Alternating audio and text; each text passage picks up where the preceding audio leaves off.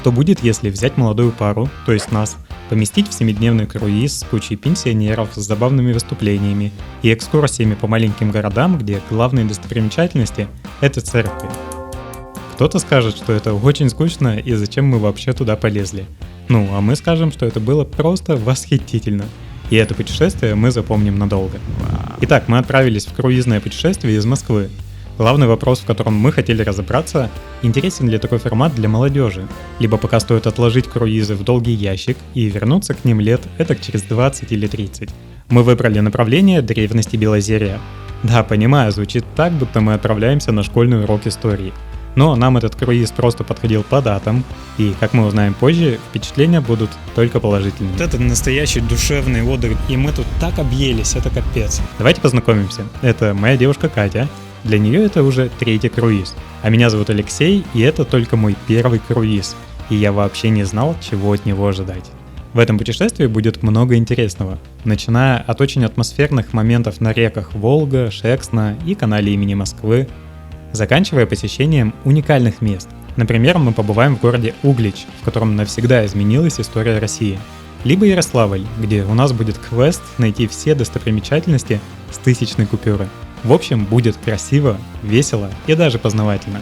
Давайте начинать и разбираться, в чем же все-таки преимущества, а также какие недостатки в таком формате путешествий.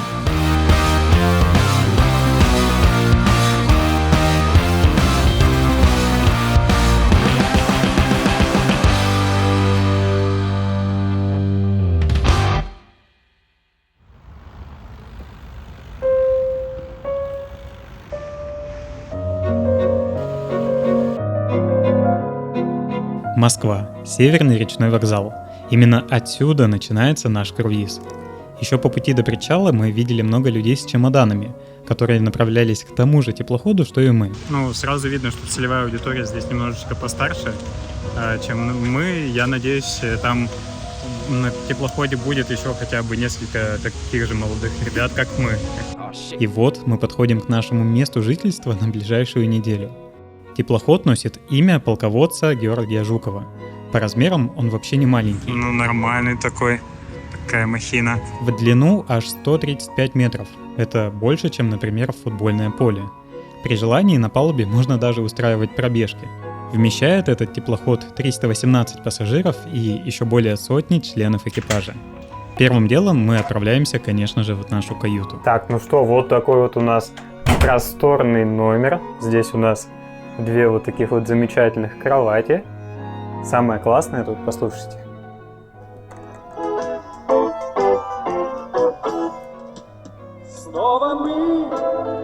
То есть тут не заскучаешь, это радио работает до 11 вечера, можно всегда здесь затусить с музыкой.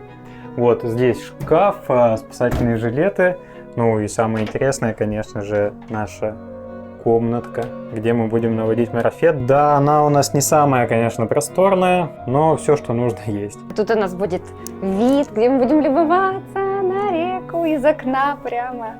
Забегая вперед, скажу, что виды из окна каюты будут просто шикарные. Красивые рассветы, туман над рекой. В общем, даже ради этих видов стоит отправиться в такое плавание. Для меня важно, чтобы в путешествии был красивый вид из окна, особенно если я где-то в горах, на море, либо даже на Волге. Поэтому, когда я бронирую отели или апартаменты в своих поездках, то ставлю галочки, чтобы мне показали только те варианты, где из окон будет красивый вид. И такая возможность есть на Суточно.ру. Для этого я захожу в приложение, ищу нужное направление и в фильтрах выбираю вид из окна, например, на море. Также ставлю оценку выше 8 и выбираю только апартаменты или отели, чтобы не отвлекаться на хостелы. Эх, а когда ты был молодой и только в хостелах и останавливался. У меня часто случается так, что в новые места я прилетаю утром, и мне нужно раннее заселение. Но на Суточно.ру учли и этот момент. Тут можно сразу выбрать, чтобы отобразились только те варианты, где можно заехать рано.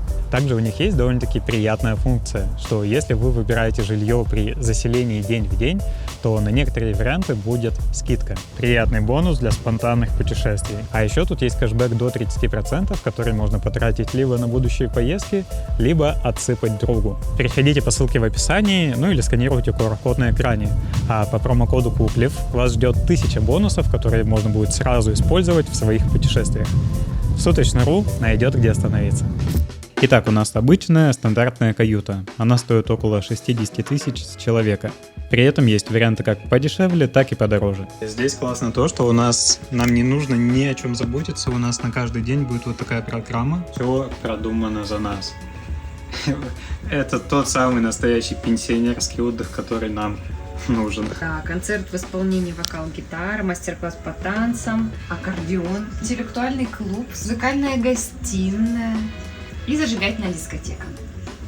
Ну, пойдем. На дискотеку, если честно, мы так ни разу и не сходим, потому что она будет каждый день в 10 вечера, а мы в это время уже ложились спать. На некоторые активности мы обязательно сходим, но об этом немного позже. А пока наш теплоход отчаливает, и мы отправляемся в путь.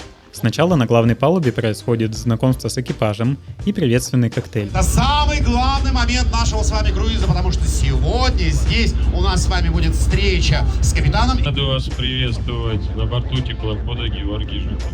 Первый день будет без остановок, максимальный отдых и наслаждение сменяющимися видами. Блин, понимать, что 7 дней вот так вот просто спокойствия такого и умиротворения, это, конечно, очень классно.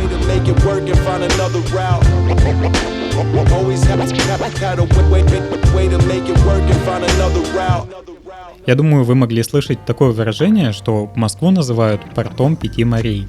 И тут логично спросить, где Москва и где море? Хотя бы одно.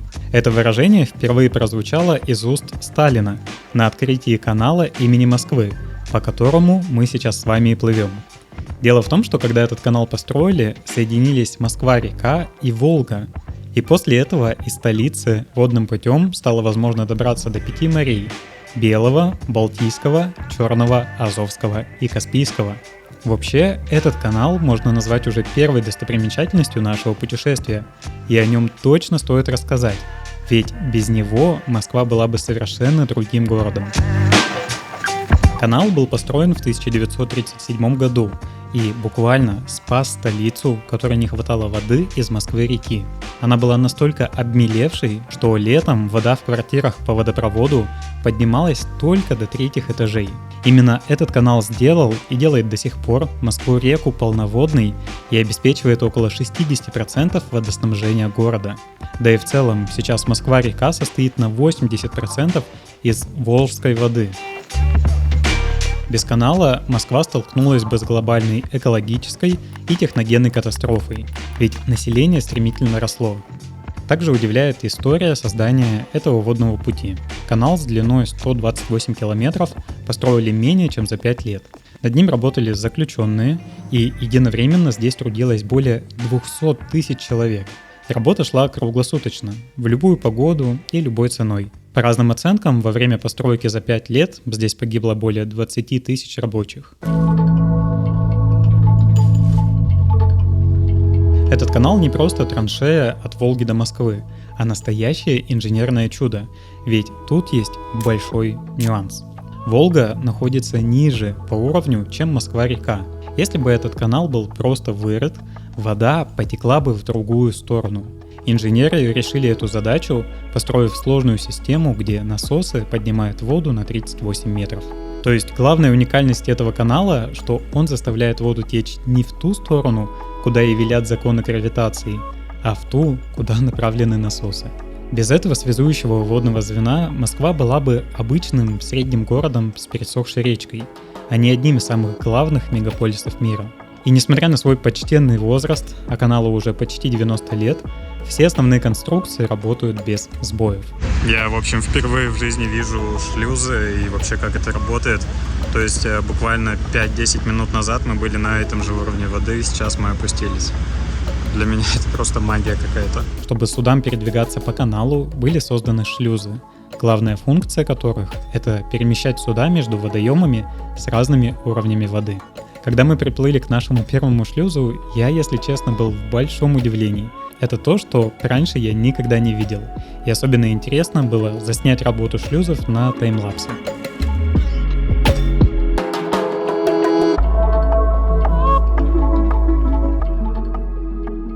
Таким вышел наш первый день. После ужина мы еще решили сходить на вечернюю программу.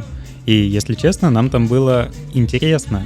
Да, несмотря на то, что представления рассчитаны на более взрослую аудиторию, все же есть в этом какой-то свой кайф. Ведь путешествие как раз про то, чтобы открывать для себя что-то новое и бывать в новой для себя среде.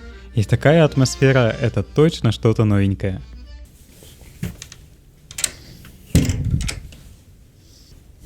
Время 5:50.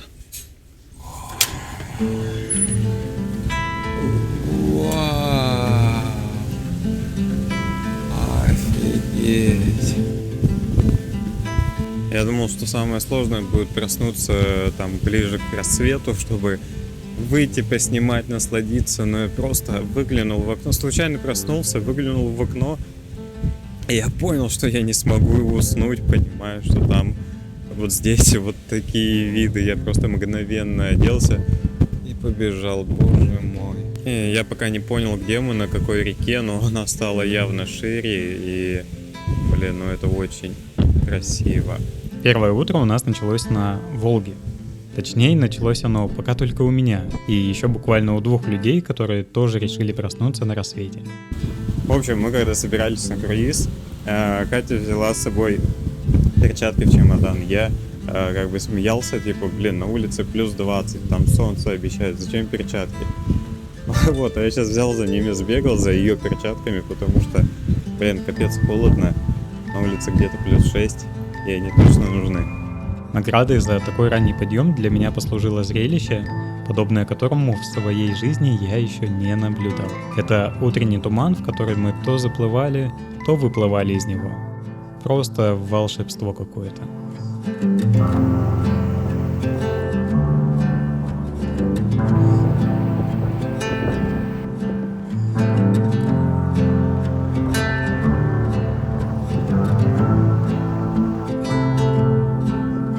У меня ощущение, что я хожу, тут снимаю одно и то же, но я не могу остановиться, это так красиво.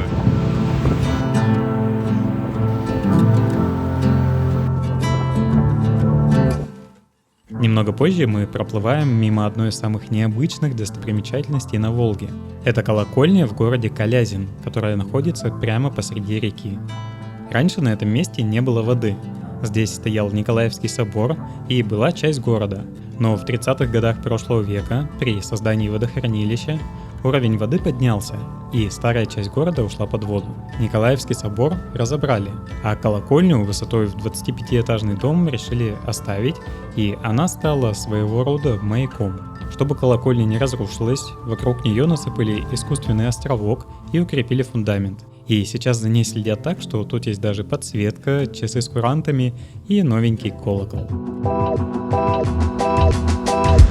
Так, ну что, наша первая остановочка, город Мышкин. Абсолютно не знаю, чем он знаменит, я здесь впервые в жизни вообще о нем слышу. Вот, так что будем изучать. Надеюсь, тут будут мышки. Надеюсь, нет. Вот они. Мышкин — это совсем маленький городок с населением всего 5000 человек. Здесь мы отправились на экскурсию по городу, музеям и главным достопримечательностям. Кстати, вот одно из преимуществ круизного путешествия. Это то, что в него включены экскурсии, и в каждом городе можно выбрать, на какую именно ты пойдешь. Это может быть обзорная по городу, либо посещение каких-то отдельных мест. Я сам вообще не фанат экскурсий. Вообще не люблю ходить с большой толпой в медленном темпе и слушать какие-то скучные факты. Но бывают и исключения, когда экскурсии проводятся с душой, и человеку действительно интересно рассказать про свой город. На экскурсии сначала мы дошли до Успенского собора, на котором можно взобраться на колокольню, и мне очень понравилось подниматься по этим аутентичным лестницам.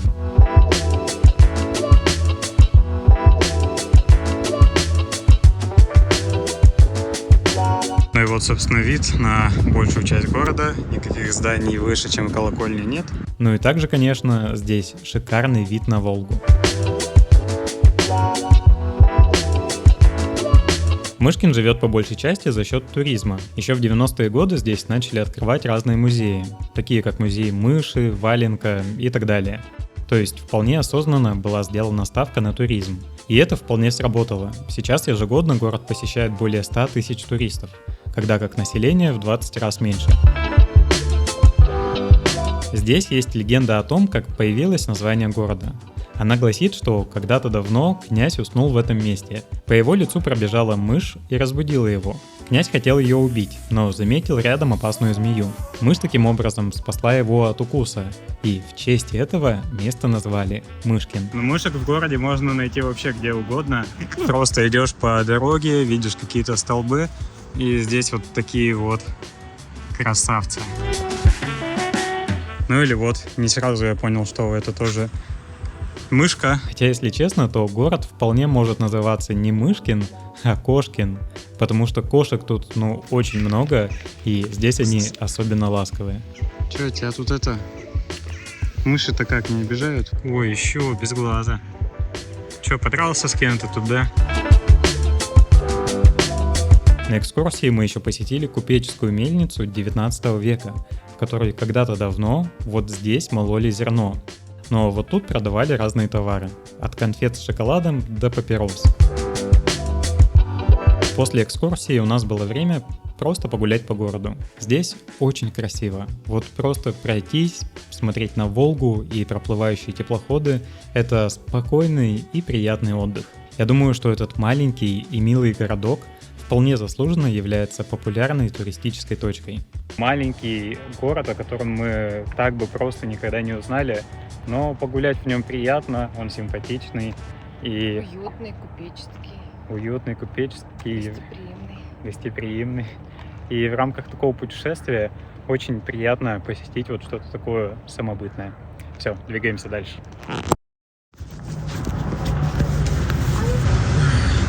Держи. Все, мы в Ярославле. Новый день, новый город.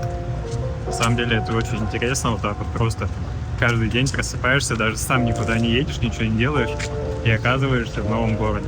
В Ярославле мы тоже начали с экскурсии. Сначала нас немного возили по городу на автобусе, и в динамике рассказывали что-то очень скучное. В этом лицее учились поэт Бальмонт, поэт Богданович. После наша экскурсия продолжалась на улице, и мне по-прежнему было неинтересно, хотя Ярославль — это необыкновенный город, который точно стоит изучить. Поэтому мы благополучно отбились от нашей группы, и знакомиться с этим местом будем уже самостоятельно. Для начала несколько фактов. Ярославль – третий город России по красоте после Москвы и Питера. И это не мое мнение и не какой-то официальный рейтинг, а слова Екатерины II, которая была в восторге от этого города. Также когда-то Ярославль был столицей России, пусть и временной, и всего на 3 месяца. В 1612 году, во время смуты, когда Москва была в руках поляков, именно здесь был центр принятия решений. Спустя 400 лет Ярославль снова стал столицей, только теперь уже столицей Золотого кольца, туристического маршрута по древним городам Северо-Восточной Руси. В него также входят такие города, как Суздаль, Владимир, Ростов и другие. И вот среди них Ярославль самый главный. А исторический центр города, по которому мы сейчас гуляем, вообще является объектом всемирного наследия ЮНЕСКО. Ярославль стоит на слиянии 2 рек, как, например, Нижний Новгород. Одна река — это также Волга, как у Нижнего Новгорода, а вторая река с непривычным названием Которосль. А вот здесь в воде, кувшинки, много кувшинок. Очень клево понаблюдать. Сейчас мы находимся на стрелке. Именно она разделяет Волгу и Которосль.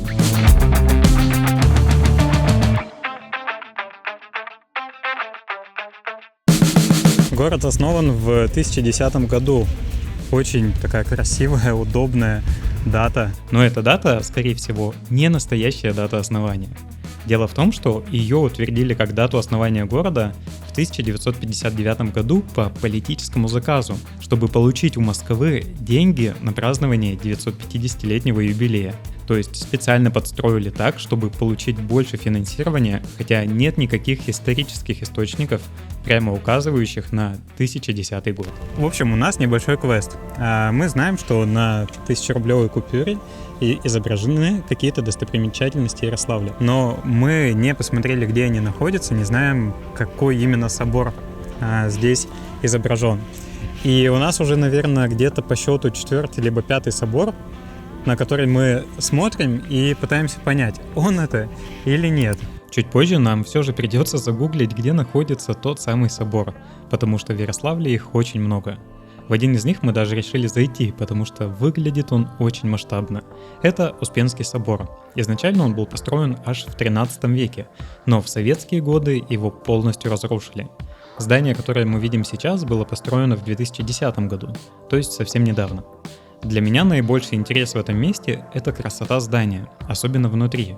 Не обязательно быть религиозным человеком, чтобы просто восхититься тем, насколько это роскошно выглядит.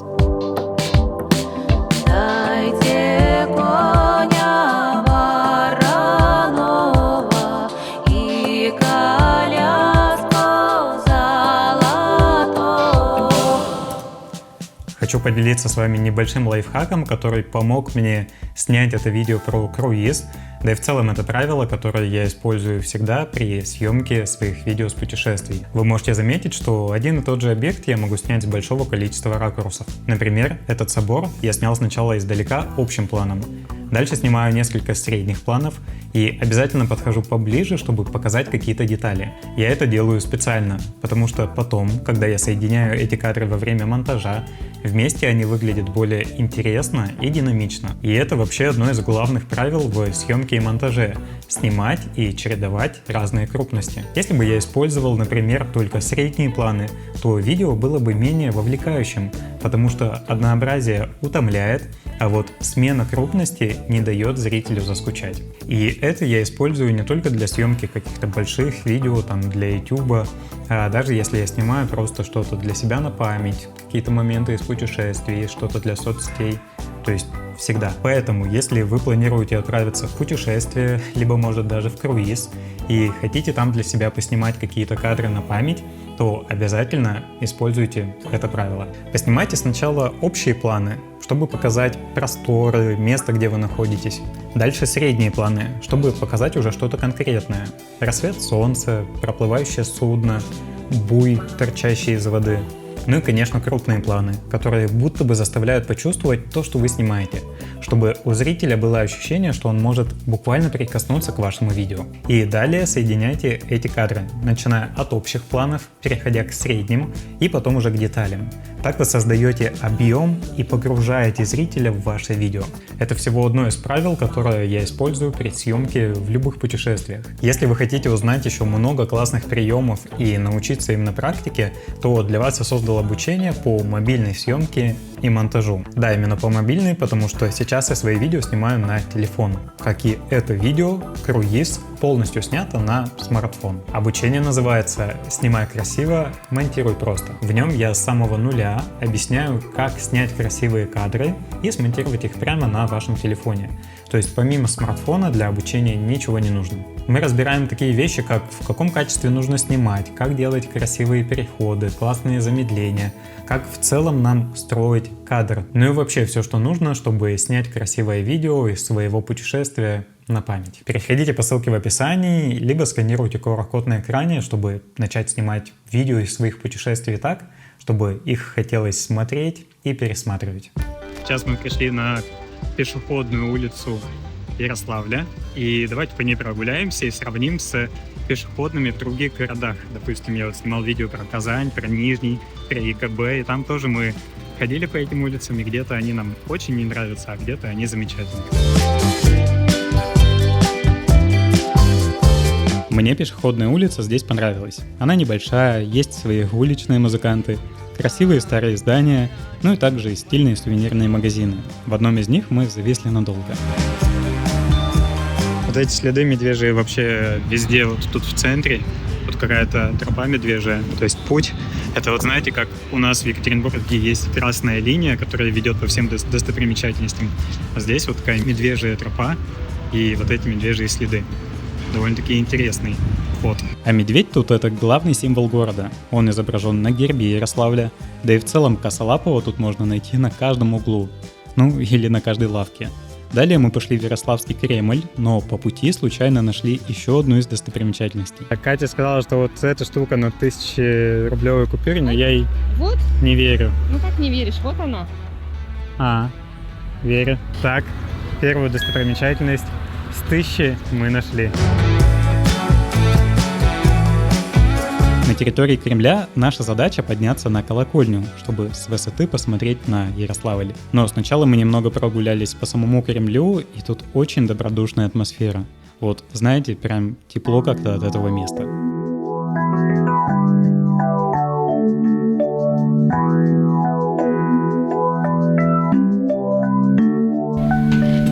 Начинаем мы вот с такого узкого коридора, где, кстати, можно выглянуть на улицу.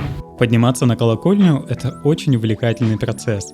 Эти узкие лестницы и небольшие проемы впечатляют меня даже больше, чем те панорамные виды, за которыми мы и идем. Но сказать, что на смотровой площадке виды неинтересные, язык просто не повернется.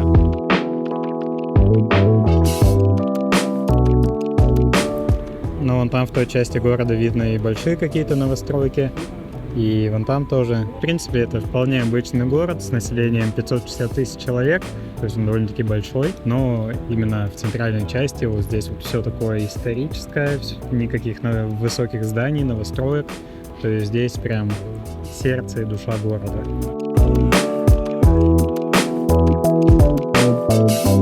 Здесь на территории Кремля живет медведица, то есть настоящий медведица. Я вообще такое не очень люблю, наблюдать, как животные ходят всю жизнь в маленьком вольере. Здесь медведица уже более 35 лет, что в пересчете на человеческий более 105, и она перестала принимать посетителей, людей. Вот, и поэтому сейчас уже прийти посмотреть нельзя. Но тоже вот так вот необычно, что здесь символ города медведь, и даже в пределах Кремля у них вот здесь такой мини-зоопарк. Выйдя за стены Кремля, мы наткнулись на основателя города, Ярослава Мудрого. Точнее, на его памятник. Та-дам! Вот мы нашли еще один символ с купюры вживую. Остался, получается, последний. У нас уже остается не так много времени, чтобы успеть вернуться на теплоход, иначе уплывет без нас. Мы хотели добраться до собора, который изображен на 1000-ной купюре, но уже не успеваем. Но вот что мы еще можем посетить, так это колесо обозрения, которое видно издалека. Чтобы до него добраться, нужно пройти через парк тысячелетия Ярославля. Просто нашли какой-то парк по Дубальгису, подумали, что парк тысячелетия будет каким-то классным. А он обычный, прогулочный, здесь абсолютно ничего интересного нет. И даже колесо обозрения, к которому мы вроде как идем и думали, что оно здесь, на территории, но оно за забором.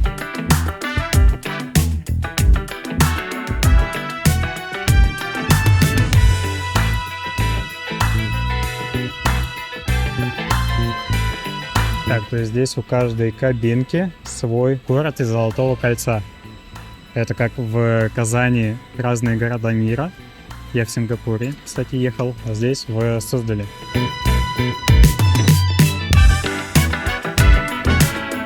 Я немножко завидую местным, что у них такая баскетбольная площадка здесь появляется. Я, как любитель баскетбола, смотрел на эти новенькие площадки с большой завистью. Ведь, например, в моем Екатеринбурге таких красивых площадок просто нет.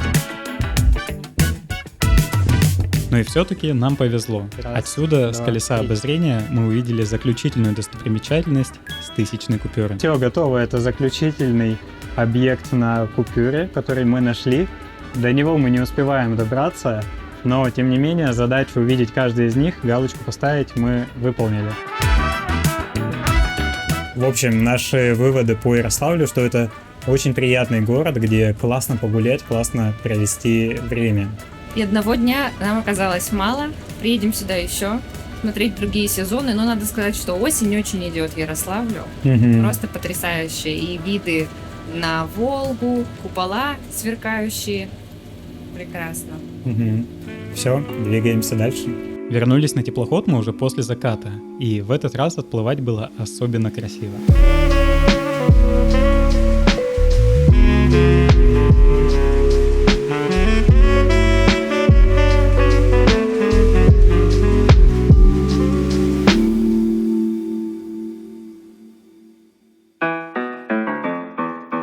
Мы приплыли в город Череповец. С туристической точки зрения он мало интересен, поэтому мы отправились на экскурсию в соседний город Белозерск.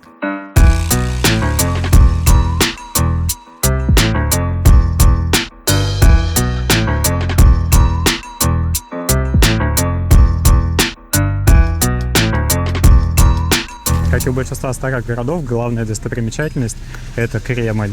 И вот мы вышли из автобуса, и первое, что нас встречает, вот такое вот изображение Кремля. Напомню, направление нашего круиза и называется «Древности Белозерья». И вот мы, можно сказать, оказались в ключевой точке нашего путешествия, где будет много древности. Но так давайте разбираться, что же здесь может быть интересного. Потому что по первому впечатлению место может показаться очень скучным. Это какой-то древний город с какой-то своей древней историей и так далее. И с одной стороны, так оно и есть, если не учитывать один очень интересный факт. Если мы с вами посмотрим на список самых древних городов России, то на первом месте будет Дербент из Дагестана, а на втором Керчь, это в Крыму. Но оба этих города вошли в состав России только в 18-19 веках. А вот следом вместе идут несколько городов, такие как Новгород, Старая Ладога, Муром, Ростов-Великий и наш герой Белозерск. Все они впервые были упомянуты в повести временных лет 862 годом. И этот год считается точкой отсчета российского государства. То есть мы находимся в месте, где, можно сказать, начиналась история нашей страны.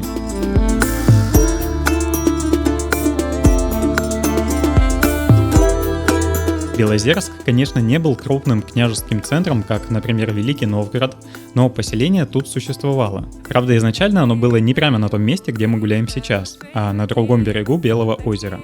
В XIV веке из-за чумы поселение переехало на текущее место. Кстати, Белое озеро, на котором стоит город, является 10-м озером по величине в России.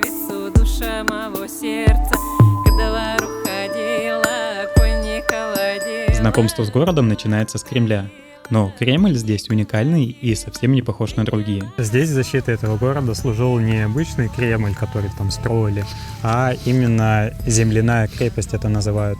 То есть здесь вот так вот поднимается земля, а здесь ров по всему, получается, диаметру, он был заполнен водой. По вот этому валу можно подняться и полностью обойти вот так вот весь город по нему и вот с этой стороны спуститься. По этому валу у нас проходила часть экскурсии, и прогуляться по нему очень интересно из-за видов, которые создаются за счет такого необычного ландшафта.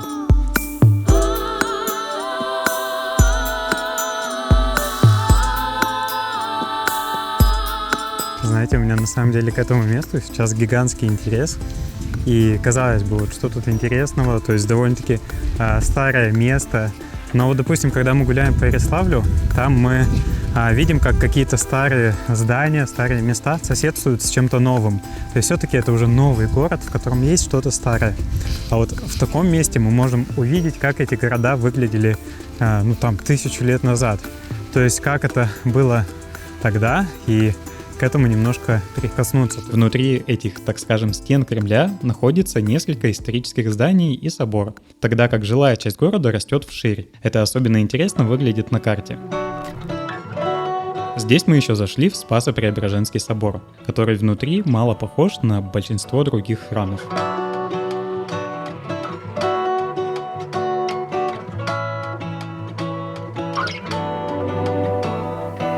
Белозерск не является суперпопулярным туристическим городом. Знаете, как, например, какой-нибудь Суздаль.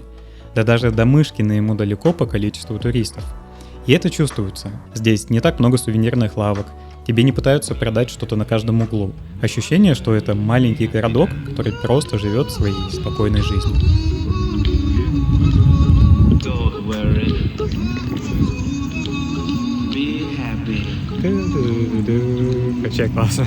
В этом славном городке мы провели не так много времени и уже отправились обратно в Череповец, к нашему теплоходу. Но до отплытия у нас еще было немного времени, чтобы здесь прогуляться, и мы дошли до набережной, которая нас приятно удивила. Но вот что нас удивило еще больше, так вот этот молодой художник.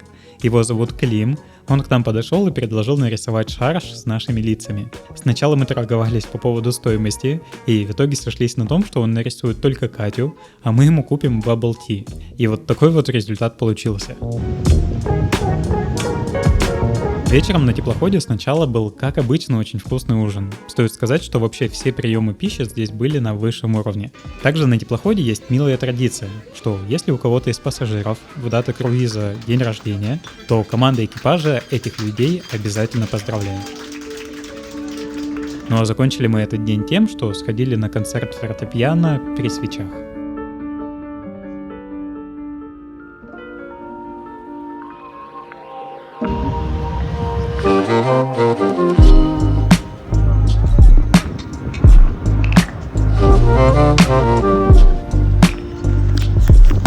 Сегодня с самого утра мы остановились в поселке Городец. Нет, Горицы. В поселке Горицы. Но здесь мы останавливаться не будем и поедем сейчас на автобусе до города Вологда. Вологда, Зай, ты чё? Кстати, мы находимся уже не на Волге, а на реке Шексна. Это один из притоков Волги. О ней я раньше, если честно, никогда даже и не слышал.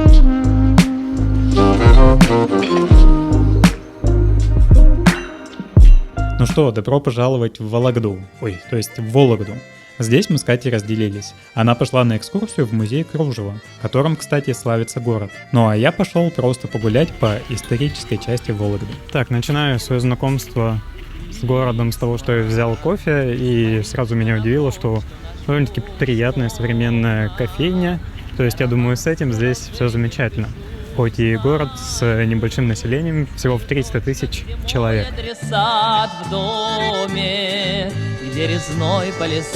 Так, а ну-ка, ребята, расскажите, что вы знаете про Вологду? Знаете ли вы, что здесь есть вот такая вот красота и такие красивые домики прямо на воде? Где же моя темноглазая, где? Вологде, где, Вологде, где? Домик, где резной палисад. Первое упоминание города и дата основания Вологды считается 1147 год. И эта дата интересна тем, что именно в этом году также была основана Москва.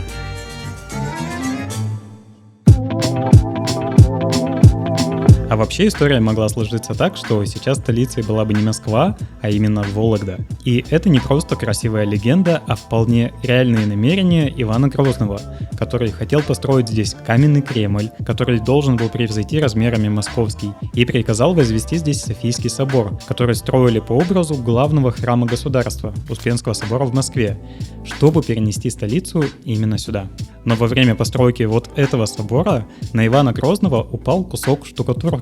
Он посчитал это дурным предзнаменованием и навсегда покинул город. Так Вологда и осталась несостоявшейся столицей. Но не совсем. Свое звание столицы, хоть и неофициальное, у города есть. Вологду называют столицей русского севера. И да, это звание не у Питера, его называют северной столицей, тогда как Вологда – столица русского севера. Еще до основания Санкт-Петербурга именно Вологда была главной точкой в торговле России с Западной Европой. Через нее проходил путь из Архангельска в Москву, по которому в страну поступали европейские товары. Да и в целом город на протяжении веков был главным административным, торговым и духовным центром обширных северных территорий. Не знаю, если честно, как там Катя в музее Кружева, но я вот здесь безумно кайфую гулять. Очень приятные улочки я пока что нахожу. Сейчас в городе очень приятно прогуляться. Я тут почувствовал некий, знаете, баланс. С одной стороны, здесь достаточно населения, чтобы были какие-то классные заведения, обустроенные места и в целом ощущение какой-то движухи. Но при этом это город с деревянным зодчеством и со своей уникальной историей. Например, Вологда известна на всю страну своим вологодским маслом. Либо город также называют столицей Кружева. И мы как раз можем узнать, какие эмоции у Кати от посещения музея Кружева. Ой, мне очень понравилось. Это такая тонкая вообще работа, ты не представляешь. Они вручную плели вот такие огромные полотна, и это было вообще известно на весь мир. Но я просто вижу это вот огромное полотно и не представляю прям, сколько работы нужно. За 8 часов девушки могли выплести вот такой вот отрезочек кружева. А там просто такие картины, там просто фантастические какие-то. Это столько... А еще показали, как они это плели. У них там 400 разных ниточек могут быть на разных таких вот, как клюшках. Вот так. И они их вот так вот все вот так вот перемещают, друг с другом обматывают, чтобы у них получилась в итоге вот эта картина. Ну, ты когда видишь кружево, ты даже не задумываешься о том, что это столько работы может быть. То есть ты не пожалела, да? Нет, я не пожалела, мне очень понравилось. У меня есть свой телеграм-канал, где я буду рад видеть каждого из вас. Он у меня, знаете, такой личный, там как про путешествия, так и какие-то свои моменты. Например, есть пост про то, как я в прошлом году сэкономил более 600 тысяч на путешествиях. Также там показываю локальные поездки, которые не входят вот в такие видео. В общем, буду рад видеть вас у себя в телеграм-канале.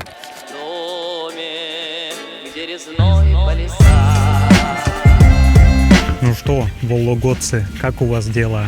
Хорошо? Вот у меня хорошо. Нашел памятник букве О. Вологодская область славится своим произношением, тем, что они выделяют букву О и говорят, что они окают. Например, вместо молоко они могут сказать молоко.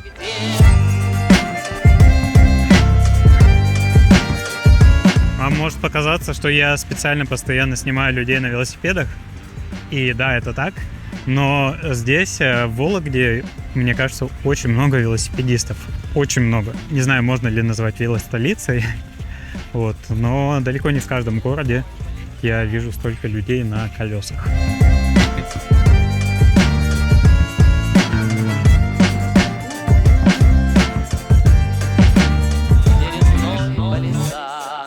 Я знаю, что в этом выпуске уже было много соборов, и в какой-то степени они все похожи.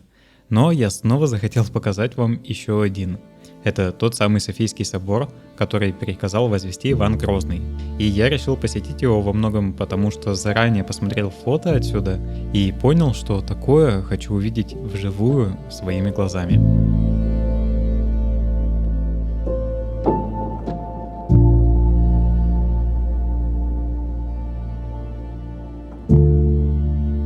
Мне очень повезло, что сначала минут 5 я был здесь совершенно один. И, если честно, я даже боялся громко что-то сказать на камеру, потому что здесь очень сильная акустика, и я не хотел нарушать эту тишину.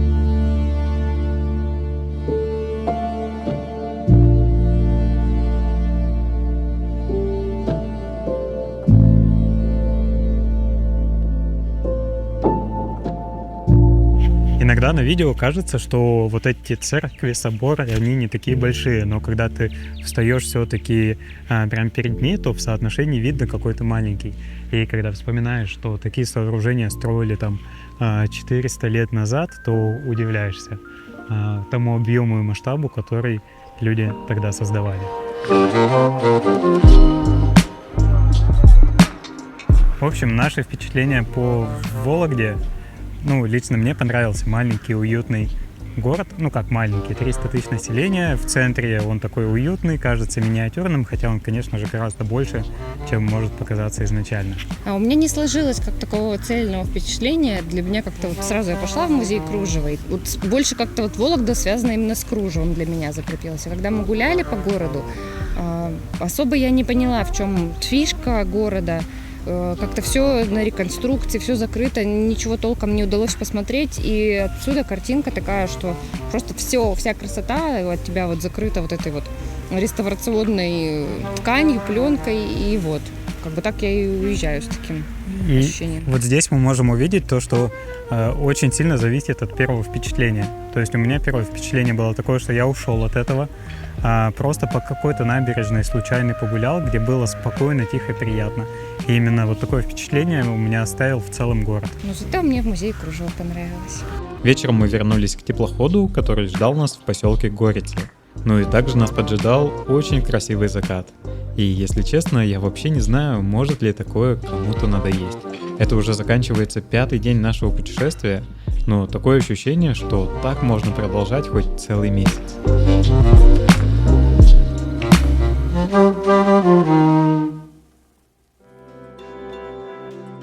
Я решил снова встать в 5 утра, чтобы посмотреть на рассвет.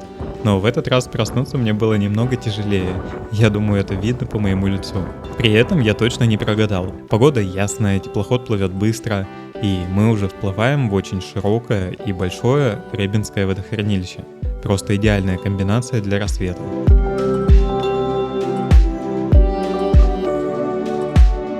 И самое классное, это то, что этот рассвет будто только для меня.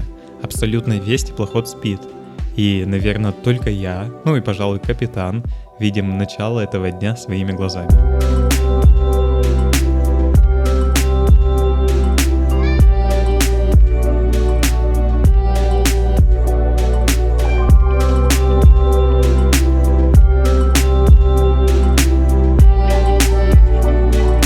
Не знаю, как там капитан, но после этого я решил еще пару часиков поспать. Могу себе позволить. Но проснувшись, менее красиво не стало. Мы выплыли в широкие воды Рыбинского водохранилища, и было полное ощущение, что мы где-то на море. Остановка в Угличе у нас будет только во второй половине дня. Поэтому после завтрака мы, наверное, часа 2 или 3 сидели на задней палубе и смотрели за тем, как без остановки за нами летели десятки чаек, которые только добавили атмосферы этому утру. В общем, мы сейчас узнали и поняли, почему чайки все утро преследуют теплоход и вообще без передыха все летят за нами. Оказывается, что теплоход своими лопастями может оглушать мелкую рыбу и что-то поднимать также со дна. И для них это как шведский стол. Им остается только лишь подлететь и схватить оглушенную рыбу. То есть для них это очень так выгодно вот здесь попитаться рыбой, которую мы оглушаем своим теплоходом. А мы-то думали, они за нами летят, на нас хотят посмотреть.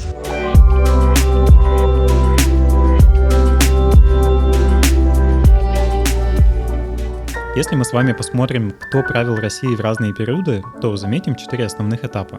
Это династия Рюриковичей, Романовых, далее советский период, ну и современная Россия, в которой мы с вами живем. Город Углич напрямую связан с прекращением правления первой династии, которая правила страной более 700 лет. Только представьте, одна семья по наследству передавала власть целых 7 веков. Ну а здесь, в этом городе, при загадочных обстоятельствах погиб 8-летний царевич Дмитрий, младший сын Ивана Грозного, который в будущем должен был взойти на престол, а также продолжить свой род. Ведь помимо него не осталось никого по прямой кровной линии, кто мог бы унаследовать власть. Есть две версии происходящего.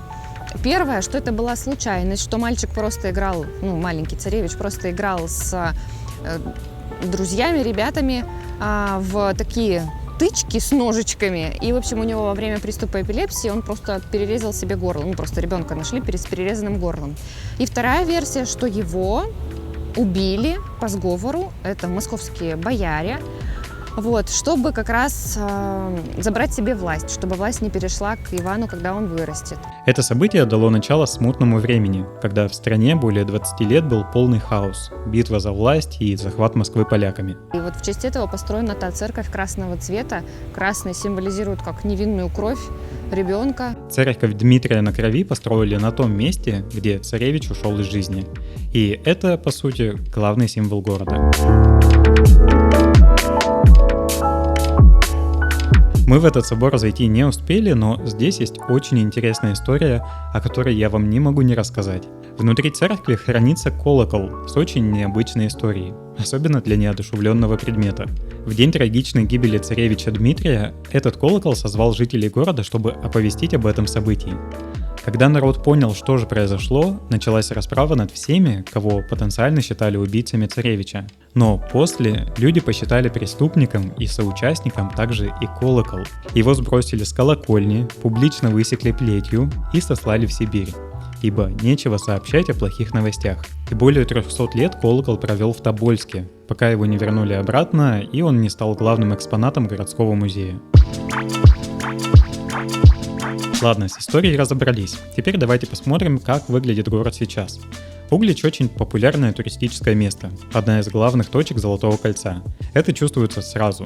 На выходе из теплохода нас встречают веселые музыканты, ну а в центре музея вообще находится на каждом углу. Некоторые улицы сейчас реставрируют, и пройтись по ним очень приятно.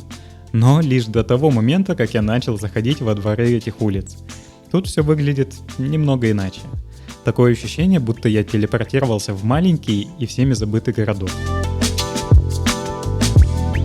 Здесь мы еще отправились на экскурсию на Угличскую ГЭС. И это была вообще самая интересная экскурсия за все наше путешествие, хотя мы мало чего от нее ожидали. Мы узнали о том, как вообще работают такие станции, какие ГЭС самые важные, ключевые в России.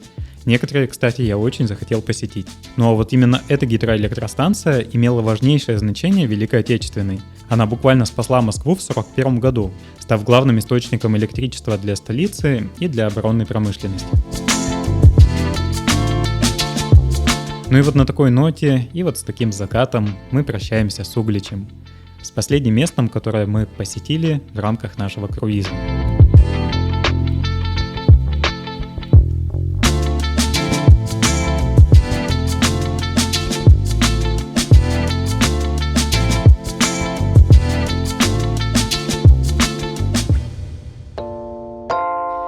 Заключительный 7-й день был самый расслабленный. Мы возвращались в Москву только к вечеру, поэтому в течение всего дня мы просто гуляли по палубе и пытались напоследок ощутить этот спокойный ритм, когда тебе никуда не надо.